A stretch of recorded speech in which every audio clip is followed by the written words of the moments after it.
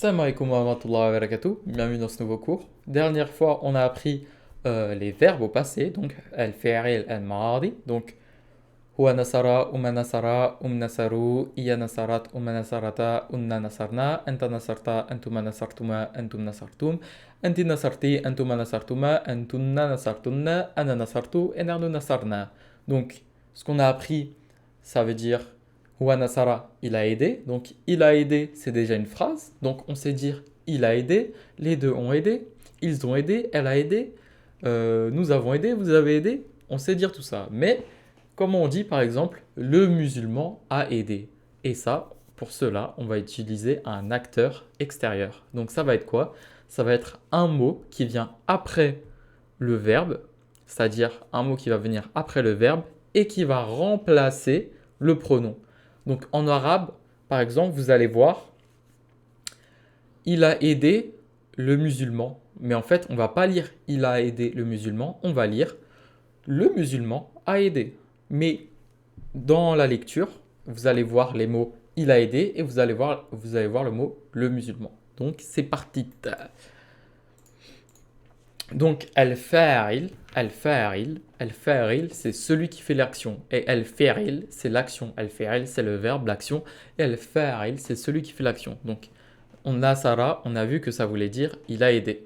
Maintenant, comme on dit le musulman, un musulman a aidé, le musulman a aidé, on va utiliser ce qu'on appelle un auteur extérieur. Pas un acteur, un auteur extérieur, je suis un ouf. Un auteur extérieur qui va remplacer le pronom. Donc, il faut avoir certaines conditions précises pour qu'il y ait un auteur extérieur. Donc la première condition, c'est que le verbe, pour qu'il y ait un auteur extérieur, pour qu'il y ait un mot qui remplace le pronom, le verbe, il doit être avec le pronom soit ouwa, soit ouwa, donc il, soit ouwa, ou soit ia. Il n'y a que ces deux pronoms qui permettent d'avoir un auteur extérieur. Si vous voyez un verbe et il a pas ouah, il n'a pas ia, il n'a pas un des deux, c'est pas la peine de chercher un auteur extérieur, il n'y en aura pas. Il y a un auteur extérieur que quand il y a ouah et quand il y a ia. Ensuite, l'auteur extérieur, c'est un ism qui doit venir après le verbe, il doit être rafa, et il doit venir après. Pas tout de suite après, il peut être quelques mots après, mais généralement il est tout de suite après, mais il est après, il n'est pas avant. Donc voilà, le verbe doit avoir le pronom il, elle, donc huwa ou ia. L'auteur extérieur doit être après le féril et il doit être rafa. Donc comme j'ai dit, ce que ça rend en français, donc ça sera écrit il a aidé le musulman, mais ce qu'on va lire, ça va être le musulman, il a aidé. Donc c'est parti. Donc il a aidé, on voit ici que c'est Nasara. Et le musulman a aidé, on voit ici que c'est Nasara el-Muslimu. Donc on va regarder nos conditions. Nasara, il est bien avec le pronom soit ouah, soit ia. Et là, dans ce cas-là, c'est le pronom ouah. Donc ouah Nasara, il a aidé. Et l'ism ici, donc comme on a le pronom ouah, on regarde s'il y a un auteur extérieur. L'auteur extérieur, il doit être après le féril et il doit être rafa. Ici, el-muslimu, il est après le féril et il est rafa. Donc c'est l'auteur extérieur. Donc el-muslimu, c'est lui qui a aidé. Donc c'est le musulman a aidé, Nasara el-Muslimu. Donc, on va utiliser le féril avec le pronom ouah quand le fa'il est masculin. On va utiliser le féril avec le pronom ia quand le fa'il est féminin. Et on n'accorde pas le féril et le fa'il en nombre, seulement en genre. Ce que ça veut dire, c'est que, voyez Nasara et el-Muslimu, ils sont tous les deux masculins. Mais si je dis une musulmane, je suis obligé de dire Nasarat avec le pronom ia, le pronom féminin, le pronom qui veut dire elle. Si je dis une musulmane ou des musulmanes, je suis obligé de dire le pronom ia, elle au féminin, parce que ça s'accorde en genre. Et si je dis le musulman, je suis obligé d'utiliser le pronom ouah, donc ça veut dire je suis obligé de dire Nasara au masculin. Mais par exemple, si je veux dire les musulmans ont aidé, et on sait qu'on peut utiliser que le pronom wa ou le pronom ia. Bah en fait, par exemple, el muslimuna, ça va être nasara el muslimuna. Ils vont pas s'accorder en nombre, ils vont s'accorder en genre. Donc, les musulmans ont aidé, ça va rendre nasara, il a aidé, el muslimuna, les musulmans. Mais comme el muslimuna, il va être rafa, Donc, on va dire les musulmans ont aidé, même si le verbe nasara, c'est il a aidé, on va dire les musulmans ont aidé, on va les remplacer. Donc, le fi'il, l'action ici, et el-fa'il, l'auteur de l'action ici, ils s'accordent en genre, mais ils ne s'accordent pas en nombre. Faites très attention. Ils s'accordent en genre, mais ils ne s'accordent pas en nombre. Donc, on va toujours garder nasara ou nasarat. On va toujours garder il a aidé ou elle a aidé. Mais on va pas changer le nombre. On va pas dire on va pas dire par exemple Nasaru muslimuna. Non, on va dire Nasara muslimuna. Donc voilà. Par exemple, une musulmane a aidé, ça va s'écrire Nasarat muslimatun.